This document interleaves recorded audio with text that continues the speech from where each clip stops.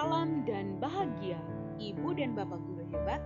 Perkenalkan saya, Teresia Advenia Nurak, calon guru penggerak Angkatan 10 Kabupaten Nagekeo. Pada video kali ini, saya akan menyajikan jurnal refleksi Dwi Mingguan Modul 1.4 tentang budaya positif.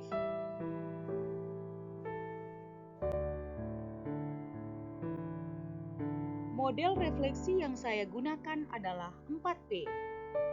Yang pertama, peristiwa. Kedua, perasaan. Ketiga, pembelajaran. Dan keempat, penerapan.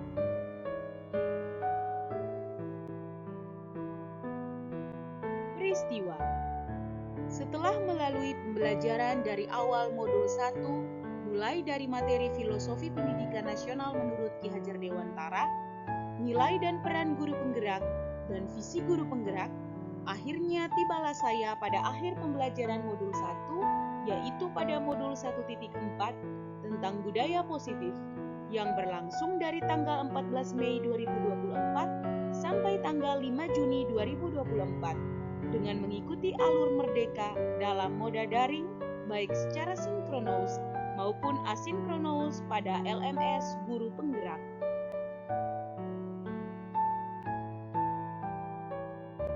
Berikut adalah jadwal kegiatan paket modul 1.4.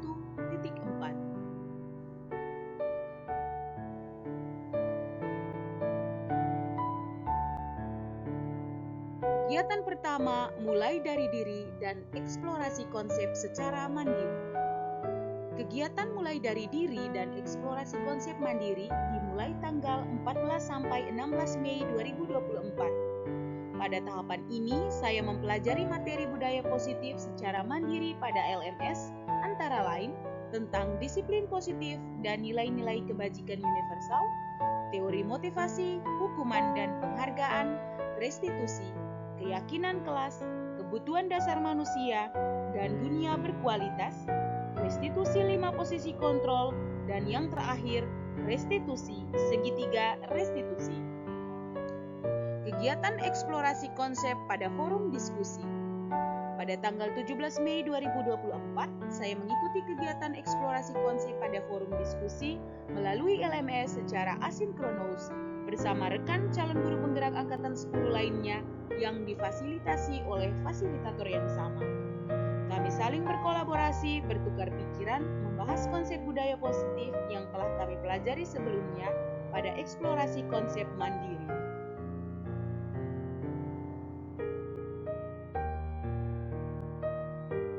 Kegiatan ruang kolaborasi.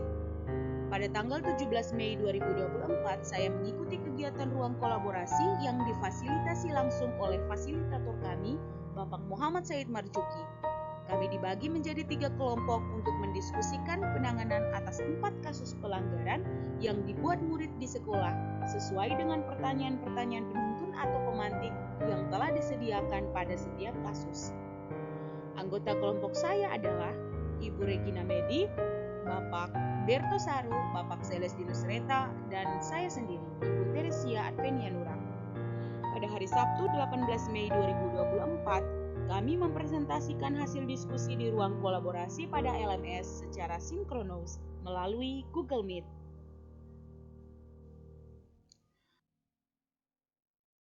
Berikut adalah dokumentasi kegiatan pada ruang kolaborasi.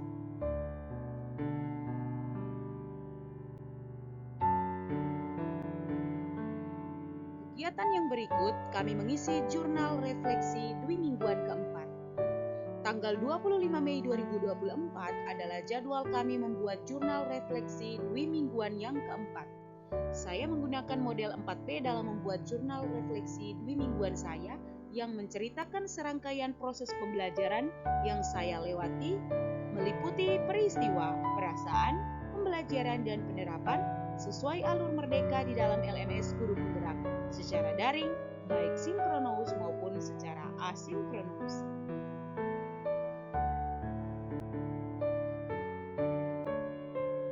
Kegiatan demonstrasi kontekstual. Pada tanggal 27 Mei 2024, kami dijadwalkan melakukan demonstrasi kontekstual.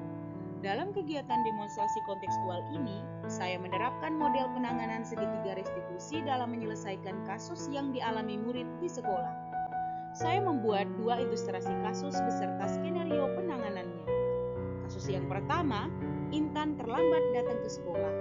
Dan kasus kedua adalah Aldi terlibat pertengkaran dengan temannya di sekolah.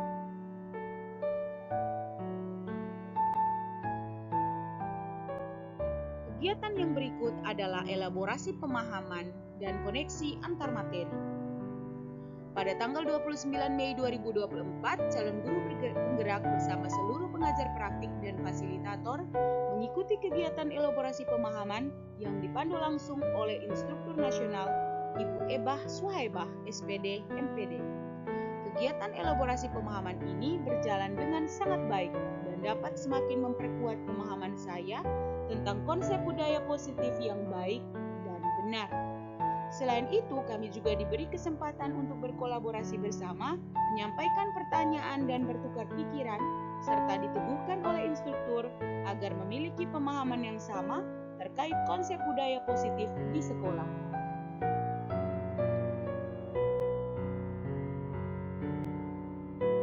Berikut adalah dokumentasi kegiatan elaborasi pemahaman.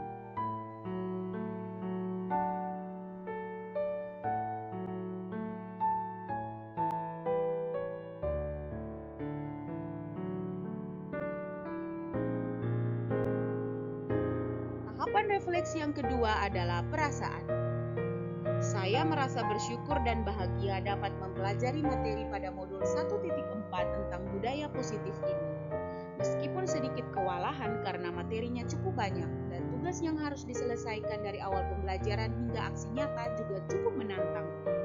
Hal ini tidak mematahkan semangat saya untuk terus maju dalam mengikuti kegiatan pendidikan guru penggerak ini dengan baik.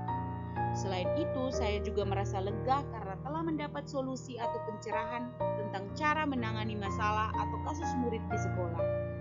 Saya juga bersyukur akhirnya dapat mempelajari tentang disiplin positif serta kaitannya dengan segitiga restitusi dan fungsi kontrol guru yang efektif.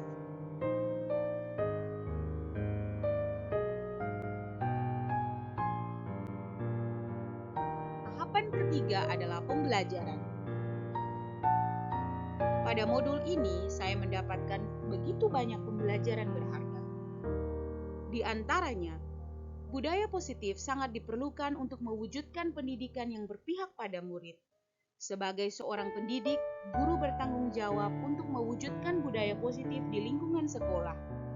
Jika budaya positif telah terwujud, maka akan tercipta murid yang merdeka dan bahagia, guru yang saling mendukung dan menguatkan, serta lingkungan sekolah yang nyaman dan aman.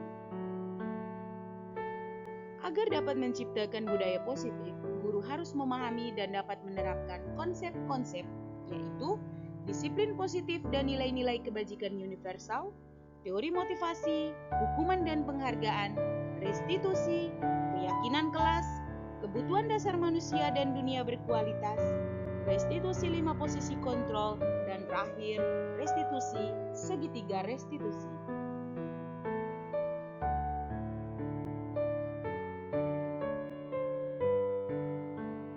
Tujuan dari disiplin positif adalah menanamkan motivasi pada murid, yaitu untuk menjadi orang yang mereka inginkan dan menghargai diri sendiri dengan nilai-nilai yang mereka percaya. Ketika murid memiliki motivasi tersebut, mereka telah memiliki motivasi intrinsik yang berdampak jangka panjang. Motivasi yang tidak akan terpengaruh pada adanya hukuman atau hadiah. Mereka akan tetap berperilaku baik dan berlandaskan nilai-nilai kebajikan karena mereka ingin menjadi orang yang menjunjung tinggi nilai-nilai yang mereka hargai. Jadi, secara umum, disiplin positif adalah suatu pendekatan untuk menerapkan disiplin dari dalam diri anak tanpa hukuman dan hadiah. Untuk dapat mewujudkan atau menciptakan disiplin positif tersebut di sekolah, kita sebagai bapak ibu guru dapat menerapkan teori kontrol dalam pelaksanaan tugas dan tanggung jawab kita di sekolah. Adapun perbedaan antara stimulus respon dan teori kontrol disajikan dalam tabel berikut ini.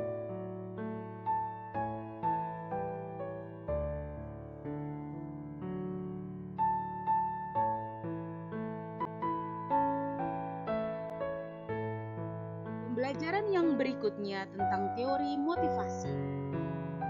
Diane Gossen dalam bukunya menyatakan ada 3 motivasi perilaku manusia. Pertama, untuk menghindari ketidaknyamanan atau hukuman. Kedua, untuk mendapatkan imbalan atau penghargaan dari orang lain. Dan ketiga, untuk menjadi orang yang mereka inginkan dan menghargai diri sendiri dengan nilai-nilai yang mereka percaya. Hukuman dan penghargaan. Dalam menjalankan keyakinan kelas atau sekolah, bila mana ada suatu pelanggaran, tentunya sesuatu harus terjadi.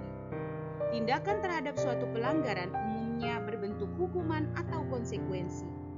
Alif Kohn mengemukakan baik penghargaan maupun hukuman adalah cara mengontrol perilaku seseorang yang menghancurkan potensi untuk pembelajaran yang sesungguhnya. Menurut Kohn, secara ideal, tindakan belajar itu sendiri adalah penghargaan yang sesungguhnya.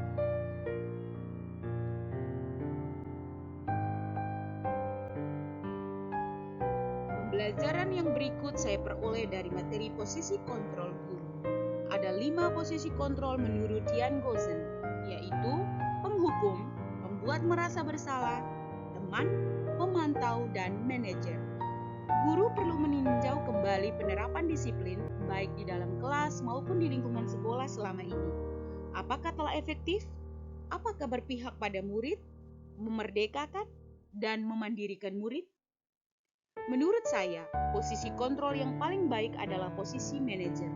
Di posisi inilah murid dapat menjadi pribadi yang mandiri, merdeka, dan bertanggung jawab atas segala perilakunya yang pada akhirnya dapat menciptakan lingkungan yang positif, nyaman, dan aman. Materi kebutuhan dasar manusia. Pada pembelajaran materi ini, saya menemukan bahwa seluruh tindakan manusia memiliki tujuan tertentu. Semua yang kita lakukan adalah usaha terbaik kita untuk mendapatkan apa yang kita inginkan. Ketika kita mendapatkan apa yang kita inginkan, sebetulnya saat itu kita sedang memenuhi satu atau lebih dari kebutuhan dasar kita, yaitu kebutuhan untuk bertahan hidup, kasih sayang dan rasa diterima, kebebasan, kesenangan, dan penguasaan.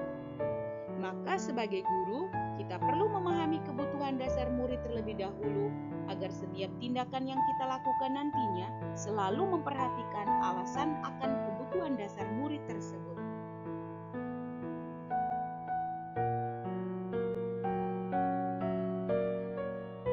Keyakinan kelas. Seseorang akan lebih tergerak dan bersemangat untuk menjalankan keyakinannya daripada hanya sekedar mengikuti serangkaian peraturan tertulis tanpa makna. Murid-murid pun demikian. Mereka perlu mendengarkan dan memahami arti sesungguhnya tentang peraturan-peraturan yang diberikan. Apa nilai-nilai kebajikan di balik peraturan tersebut? Apa tujuan utamanya? Bukan sekedar mengikuti serangkaian peraturan yang mengatur mereka tanpa memahami tujuan mulianya. Keyakinan kelas adalah nilai-nilai kebajikan yang diyakini oleh kelas untuk menumbuhkan motivasi intrinsik dan budaya positif di kelas. Restitusi adalah proses menciptakan kondisi bagi murid untuk memperbaiki kesalahan mereka, sehingga mereka bisa kembali pada kelompok mereka dengan karakter yang lebih kuat.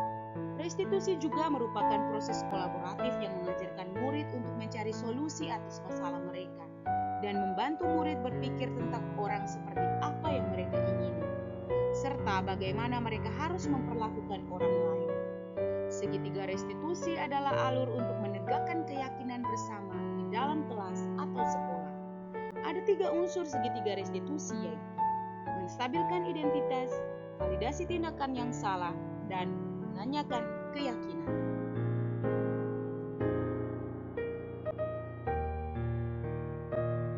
Tahapan terakhir pada refleksi saya adalah penerapan.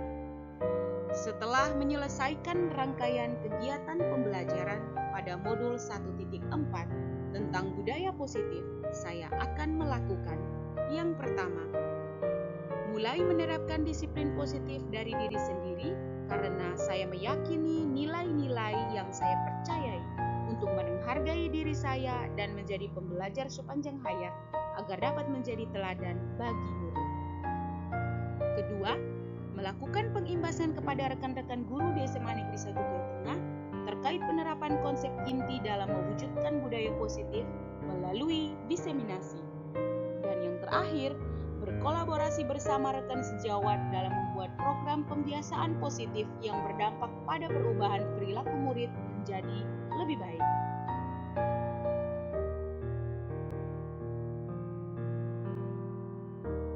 Kesimpulan yang bisa saya ambil dari pembelajaran modul 1.4 tentang budaya positif. Setelah memahami materi pada modul 1.4, peran yang dapat saya lakukan sebagai guru dalam menciptakan budaya positif di sekolah ialah dengan menerapkan disiplin positif menggunakan restitusi, menempatkan diri pada posisi kontrol sebagai manajer, dan membuat keyakinan kelas, serta menyelesaikan masalah dengan tahapan segitiga restitusi.